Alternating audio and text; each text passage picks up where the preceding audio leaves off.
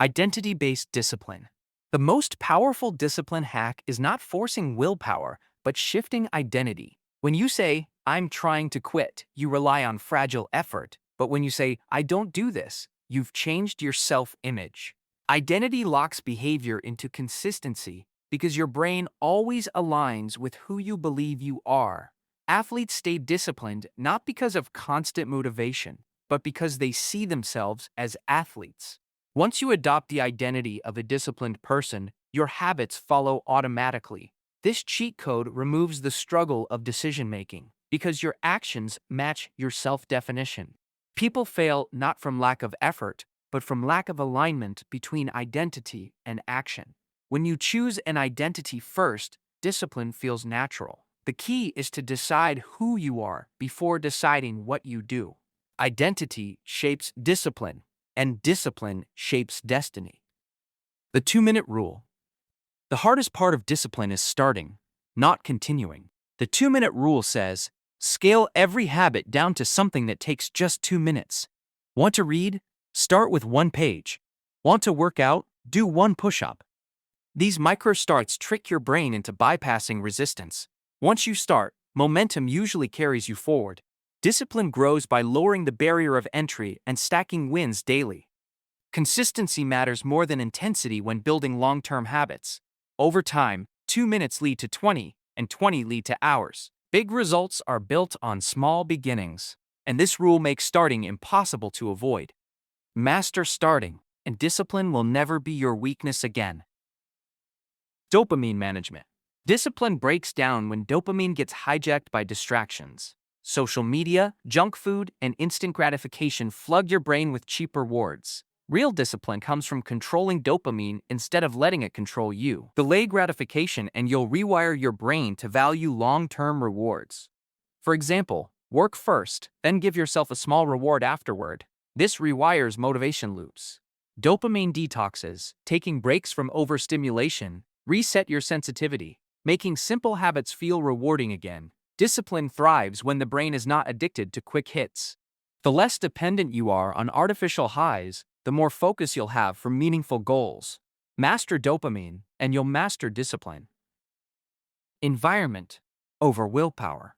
Discipline isn't about forcing strength every day. It's about designing your surroundings. If junk food is in your house, discipline weakens. If it's not there, the battle is won before it begins. Environment reduces decision fatigue by removing friction from good habits and adding friction to bad ones. A clean workspace makes focus easier, while clutter invites distraction. By aligning your environment with your goals, you outsource discipline to your surroundings. Successful people build systems that make the right choice automatic. Willpower burns out, but systems last forever. Even small adjustments, like keeping a water bottle nearby or phone out of reach, create massive consistency. Discipline thrives when your environment works with you, not against you. Master your space, and you master your habits. Time blocking discipline. Time is power, and discipline is the ability to own it. Instead of working when you feel like it, block specific times for important tasks. By scheduling habits, you make them non-negotiable appointments with yourself. Time blocking eliminates the chaos of "when should I do this?" and replaces it with structure. Discipline thrives when it's built into the calendar, not left to chance. Even distractions lose power when time has already been allocated. This cheat code also trains consistency, because repetition at the same time builds automatic routines. Athletes, CEOs, and creators all use structured time, not scattered effort. By mastering time, you master your habits. Control your schedule, and your schedule will control your success. Public accountability. Discipline doubles when accountability enters the picture. When you keep goals private, it's easy to break them without consequence. But when you announce them to someone or build accountability systems, the pressure to perform multiplies. Workout partners, accountability groups, or even posting progress online can make quitting harder. Humans are wired to avoid public failure more than private failure. By leveraging this psychology, you make discipline external, not just internal. Even financial accountability, like betting money on your goals, sharpens consistency. When others are watching, your effort increases naturally. Accountability transforms "I'll try" into "I must." Discipline is hard alone, but with accountability it becomes unstoppable. The power of rituals.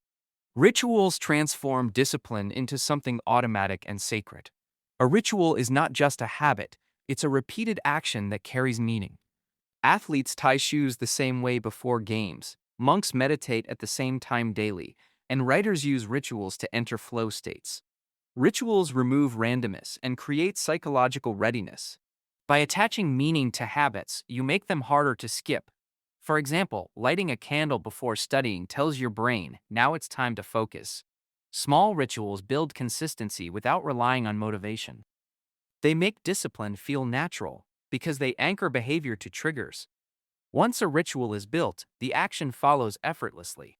Discipline becomes not what you do, but who you are. Discipline by subtraction.